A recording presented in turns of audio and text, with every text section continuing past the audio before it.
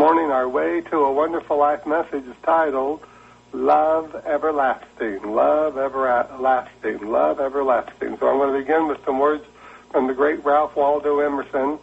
He tells us, all I have seen teaches me to trust the Creator for all I have not seen. All I have seen teaches me to trust the Creator for all I have not seen. And so we realize that when we look out into our world, we see intelligence expressing. We see the intelligence of the universe.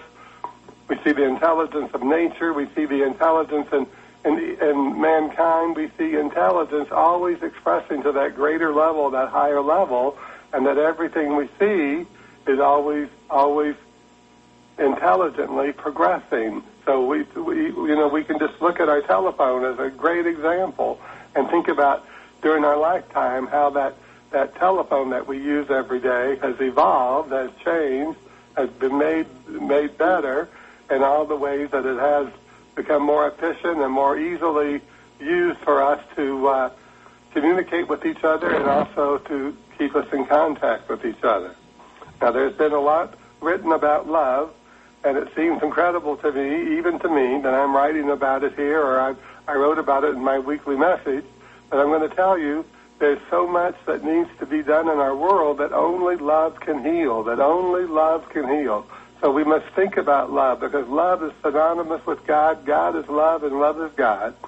And that's why Jesus in his ministry stressed so much that we must learn to love God. That means to love God and all of God's creations, and to love our neighbor, he said, as ourselves, and realize that we're all one in the Spirit, that we're all one part of this life that is God, and that each and every one of us create a domino effect through the way in which we think about life and the way we think about each other and the way we think about our relationship with God. You know, this past few days I was going through the online versions of the New York Times, the Los Angeles Times, the Washington Post, and the St. Louis Post-Dispatch, and I read mostly just headlines, but I realized with all the miseries and the chaos that's going on in the world, that the love of God is our only hope to heal all these miseries that are appearing in our world. There's a great need in the world for more love to be expressed through each and every one of us. And I am no Pollyanna, so I don't expect everyone to believe this is true, nor do I believe that everyone will make the decision to let the love of the infinite express through them in a greater way. But this I know is true, that the world in which we live can be a better place for all of us if more and more of us choose to be an instrument of God's infinite love. And from the book of Jeremiah in the Holy Bible we can read, this is from Jeremiah 31:3, I have loved you with an everlasting love, therefore I have continued my faithfulness to you. I have loved you with an everlasting love, therefore I have continued my faithfulness to you. And this I, which is God, is within each and every one of us, seeking to be expressed through us out into our world of appearances. This is the image and the likeness of God that is incarnated within each and every one of us, within our own soul. And even the most vile of human characters has this I within them. Everyone has this I. No one can say I for you. That is the image, likeness of God within you, that is God individualized as you. And so God can only express love in the world through us, through that I which is within each and every one of us. So as we accept and say, I am an instrument of God's divine love, I am an instrument of God's divine healing, I am an instrument of God's harmony and peace, then we shall become just that in a greater way than what we have been in the past. So even the most vile of human characters has this I within them, even if they deny it, even if they don't believe it, even if they don't accept it, and even if they do everything that contradicts it.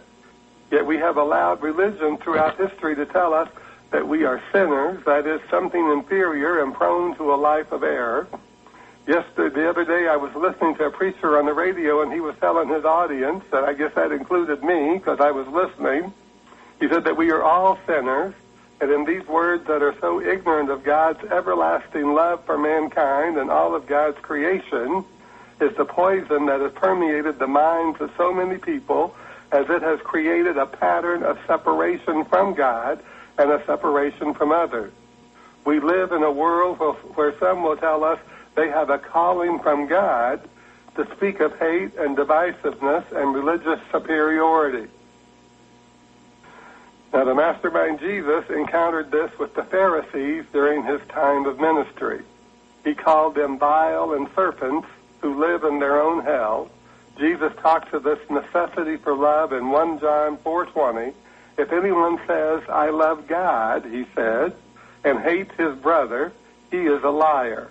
For he who does not love his brother whom he has seen cannot love God whom he has not seen.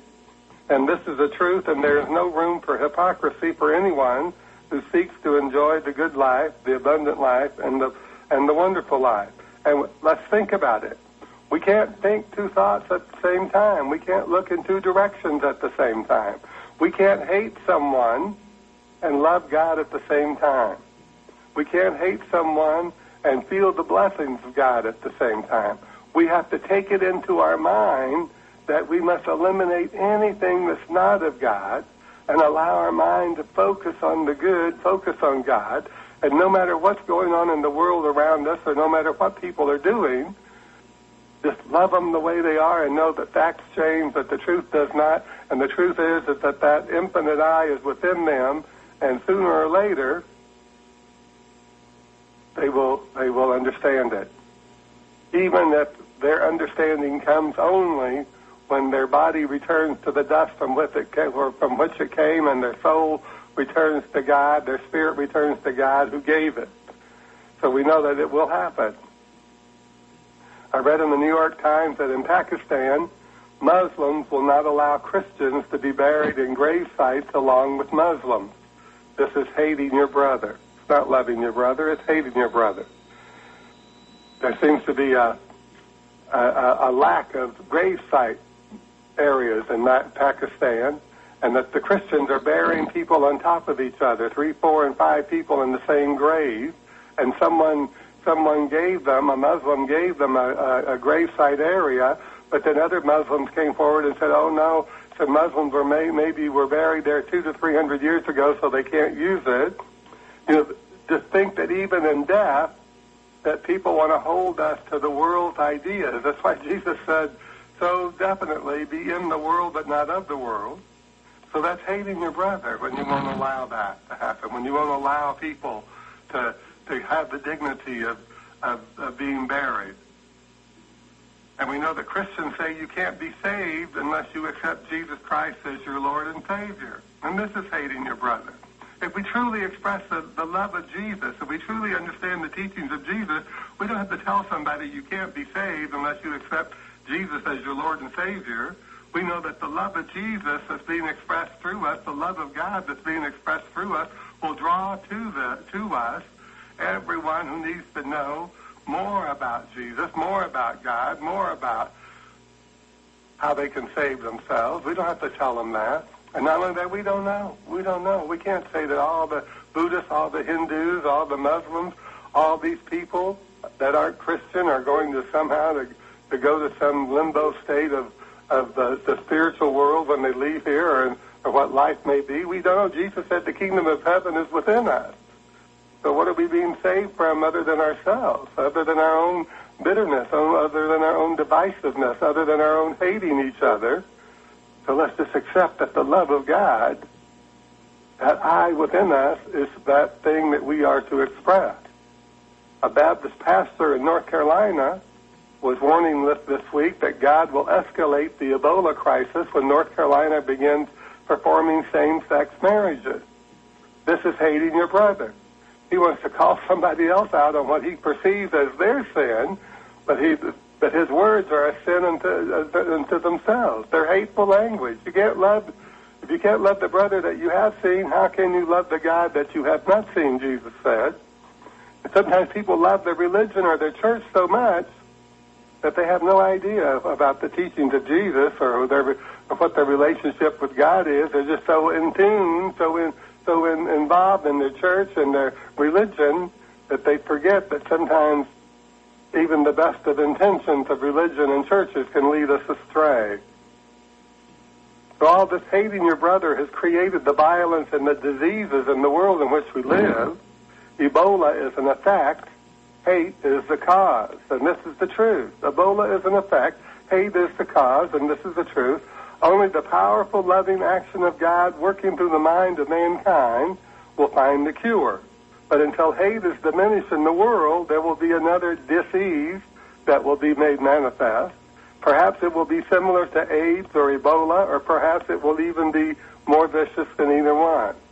But we know that we must lose the hate. We must loose the hate from our minds, loose the hate from our hearts, and get our minds stayed on God, just as Jesus tells us. Anything that blocks the expression of God's everlasting love from expressing through our mind, our heart, and our soul is not of God, but instead part of the illusion of religion and the world belief that seeks to perceive God in the image of man. It is but an illusion, but one that has mesmerized generations of people throughout history. The mastermind Jesus' observation of the blind leading the blind has never been more apparent. In a world linked together with technology and a myriad of social networks that offers us the opportunity to understand each other and to lessen the divide between us, there appears to be an even greater degree of separation than ever before. How do we defend against the violent brutality and disease that is a fact in our world today is complex, and I don't know the answer. I definitely won't say that because of some action of man that God's power is lessened.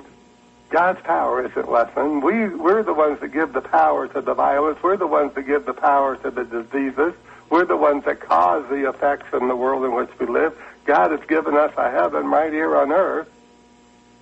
And if we take away all this man-made stuff that is unlike that heavenly existence, then we will see the truth of it, that it is true. God has given us a heaven to live in. But so many times people have made it their own little private hells or their own little areas of hell around them, and they want to share that with other people. So how do we defend against the violent brutality and disease that is a fact in our world today? It's complex, and I don't know the answer. What I do know is that there will never be a greater degree of peace and brotherly love in our world unless more and more people turn to God for the way in which to do their part to bring forth a greater expression of God's great good for everyone. And to do so means we must surrender our assumptions, our old perceptions, our thoughts and feelings of separation, and seek to be an even more powerful instrument of God's everlasting love. Go back to those words of the wonderful Ralph Waldo Emerson. He said, "All I have seen teaches me to trust the Creator for all I have not seen." All this hysteria, all this fear going on with Ebola. You know, Nigeria was announced on CNN this morning that Nigeria has announced that it's Ebola-free, that it is taking care of the people that had the disease in their country, and no one else has come up with the disease in their country. So all this hysteria, all this fear, all this hating each other and trying to lay blame for what these are, that's the hate that permeates the consciousness and causes all this violence and all this brutality and all this disease. We must let go of that man-made idea that somehow, some way, that life is separate and apart from God, that God is life. The intelligence, the power, the Spirit of God is in everyone. It is in everyone. And even when our dust returns to the ground and our spirit returns to the God who gave us life, we will still find ourselves living to the consciousness that we've allowed ourselves to live to in this life. If we follow Jesus and love one another, love our brother. He said, I have come to tell you that if anyone says, I love God and hates his brother, he is a liar, for he who does not love his brother whom he has seen cannot love God whom he has not seen. Now, does that mean that we're to make ourselves into a doormat or make ourselves so passive that we don't defend against the violence and the brutality and the diseases in the world? Of course not. God is intelligence. God will give us the intelligence to find a way to bring forth a greater realization of the good, a greater realization of God's peace and love and harmony in our world. But we must be willing to let it be. I have loved you with an everlasting love. Therefore I have continued my faithfulness to you. And that I is within each and every one of us. And that I is within us, loving us, trying to give us a greater expression of God's love through us, as us, and to create something greater in our world through that love that God has for all of us. Each and every one of us have the opportunity every day to turn from the things of the world and turn to God. Turn from the things of the world and find that intelligence of God that will give us every reason, every rational reason to believe that God is, that good is, that God is the only power, that God is the permanent power, that God's love is changeless and immutable, that all things not of God will pass away in their right and perfect time, in their right and perfect way, and that we will find a way to live in a greater harmony and a greater peace and a greater joy with each other if we just let God into our mind, our heart, and our soul in a greater way every day. For God's love is infinite.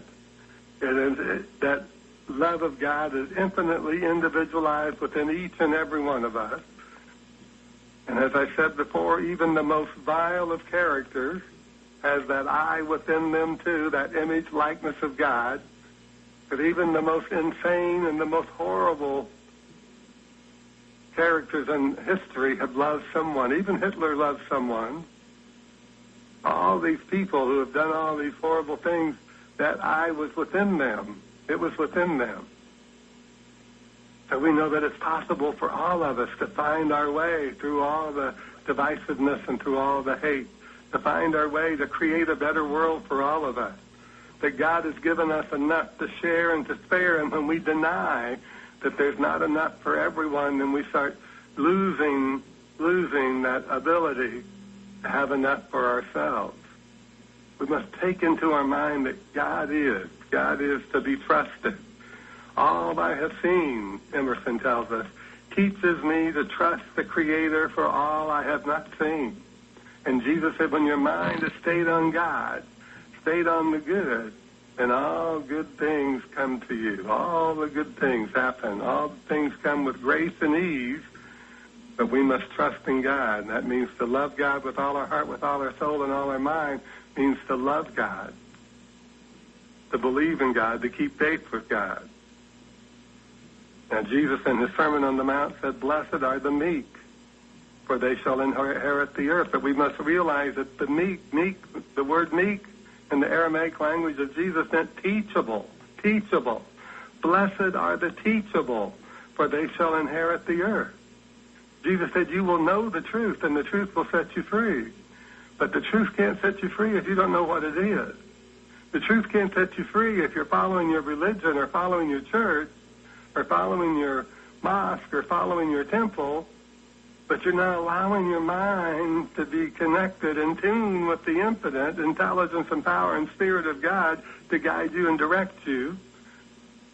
You're letting man-made effects become your cause in life. And sometimes those man-made ideas and beliefs and concepts cause some horrible things in our lives, cause us to do terrible things in the name of God. So let's get over all that noise and nonsense of the world. Be in the world, but not of the world, Jesus tells us. Blessed are the meek, the teachable, for they shall inherit the earth. Blessed are the peacemakers, for they shall be called the sons of God. And what does it mean by sons? That means a part of God, instruments of God's love. So as we let the love of God within us be expressed through us, through our heart, our mind, and our soul in a greater way, as love for everyone without exception, we shall realize God in our life experiences as never before. Jesus said that If anyone says, I love God and hates his brother, he is a liar. For he who does not love his brother whom he has seen cannot love God whom he has not seen. So let's let the love of God move through our mind as understanding.